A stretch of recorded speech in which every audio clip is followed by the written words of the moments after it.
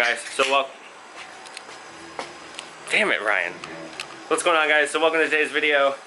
We are not sponsored by Coke, and we will be working on his Ryan's FRS. You may recognize it from some of the other videos where we've done like sway bars and things like that. But today we are going to be working on his brakes, because I guess he's got a little bit of an issue where just daily driving the car has worn some down improperly. Ah, yes, this one. So you can see there's a little bit of heat ring going on. Caliper being daily driven, probably. The slide pins need to be cleaned up and re-greased. I would imagine maybe the calipers aren't returning to their proper positions. So we've got some new rotors and pads going in. And you said these are Stop Tech, right? Yep.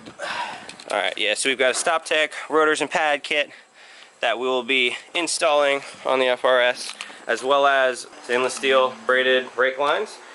And he picked up some Motul RBF 600 because that's good ass brake fluid. You're welcome, Motul. That's what I run in the Mustang. So, alright, let's get to it. Car going up on a Saturday. Oh, I didn't even need to go all the way up. I don't know what I was thinking. I only need the first one for the wheels.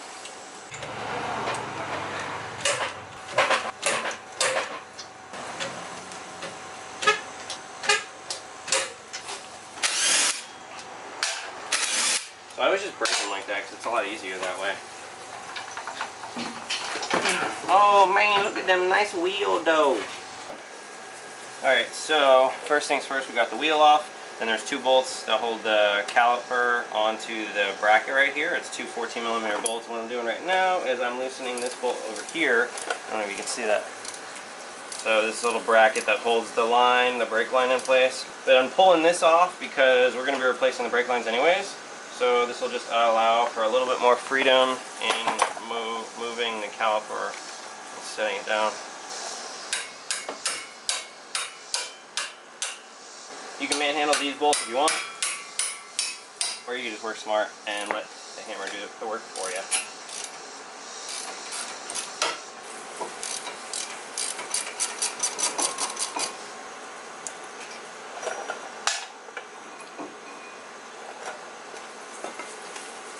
So with the bridge and caliper off, so I took the brake line, I cracked it and pulled it off the caliper. So now we're about to pull the brake line off on this side.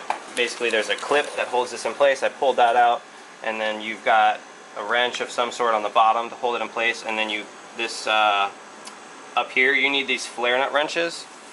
I'll show you real quick. So, or crow's feet I guess some people call them. They have, it's not just your regular wrench, it goes just over that edge to get a little bit of extra grip, because the last thing you need and want to do is strip the these bolts on the brake line. And just break it free. That's that.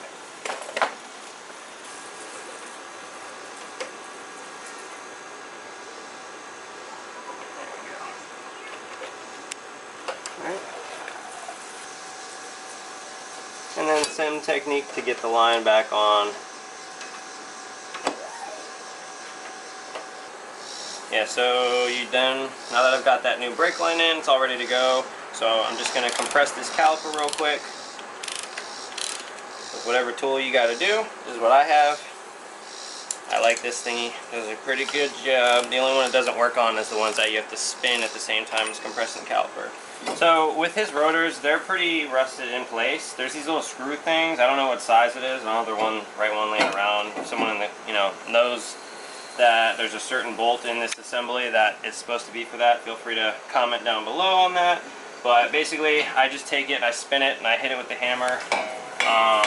I hit it on the face on this one just because we know we're not reusing the rotors, so not really worried about where I hit it and stuff. But now that that rotor's off, we can start to reassemble.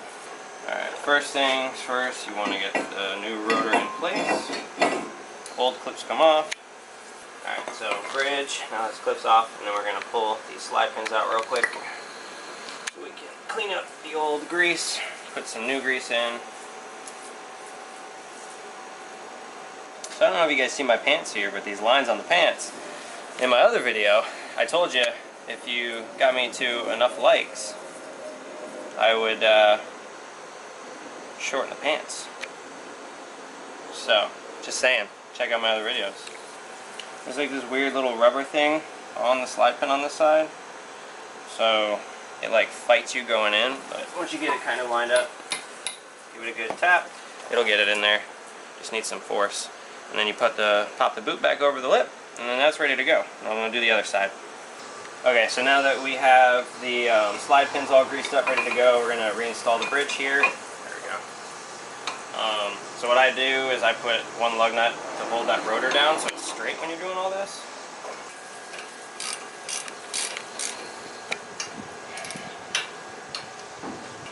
It has these extended pieces that the pads rest on, and then the other one goes on the bottom.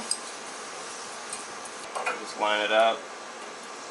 And then, like I said, there's this one piece that sticks out on this design.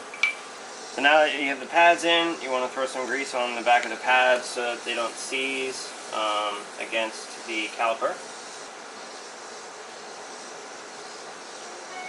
Alright, now we're ready to reinstall the caliper. I'm just going to wipe it up a little bit because there's brake fluid on the back.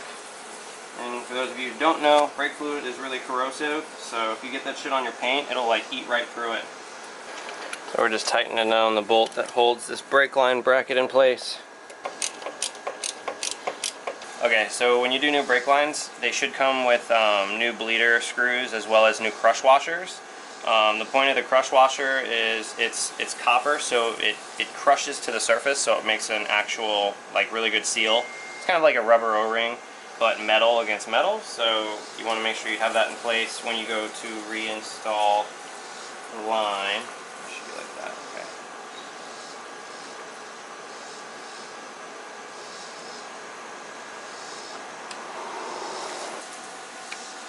Now that that's in there, slide the caliper on real quick. Like so.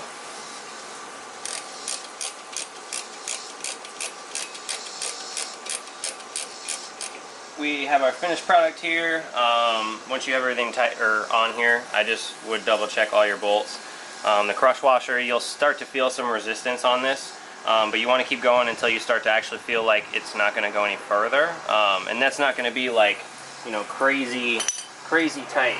Like, I got it to a point where it was like, all right, I'm kind of struggling. I could tighten it more, but you don't need to.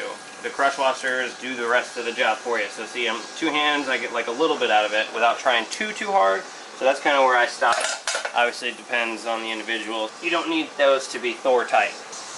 These don't need a special tool that spins while it compresses, so you can just get any kind of tool in here.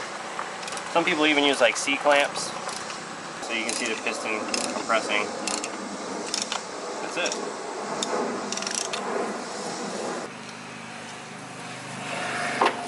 There we go. It's funny because you can see why the right tool makes a big difference. That's why that guy was like struggling in that video we checked out just a minute ago.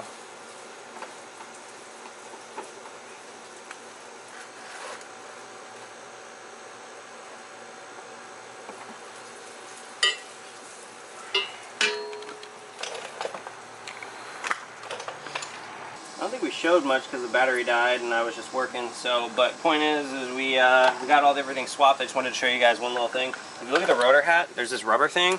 So these are actually like the dual style brakes. I don't know if there's a technical word for it, but it's got rotors, and inside there's a drum brake, which I believe is just for the e-brake. But essentially, you put it down here, get the rubber thingy out. There's a little gear inside. One way tightens it, one way loosens it. Basically, you tighten it all the way down until it's all the way tight, and then loosen it a couple turns, just enough that you get that metal sound, so you know that it's getting just a little bit of touch, not enough to actually rub it and slow it down or anything. And then the last thing that you can do to check that this is set properly is you can pull the e-brake. So after about 2 to 3 clicks, actually like about 3 clicks or so, and if it gets tight right at that point, that's how you know you've got it set well. Alright, so because time crunch, I had Ryan pumping the pedal for me. We didn't really do a gravity bleed, so we just bled the brakes like normal. And what we did was we had the bleeder open to get a majority of that air moving through. So I had the bleeder open and I just had him pump the pedal halfway until I saw fluid come out, or I tightened the bleeder, and then we transitioned to traditional brake bleed where he does 3 to 4 pumps, holds the pedal until it gets hard. I crack the bleeder, get soft, close it, and then he lets off the pedal and then repeat the process. Bled the brakes, brake fluid is full, lowering the car down, and I'm taking a freaking shower. So, I hope this was informative for you guys, for anyone that was interested in doing brakes on an FRS BRZ 86 car. It's going to be pretty much all the same. Thanks for watching the video, guys. Hit that like button, comment, subscribe if you had any input in regards to what I was talking about before. And thanks for watching as always, and I'll catch y'all next time. Peace.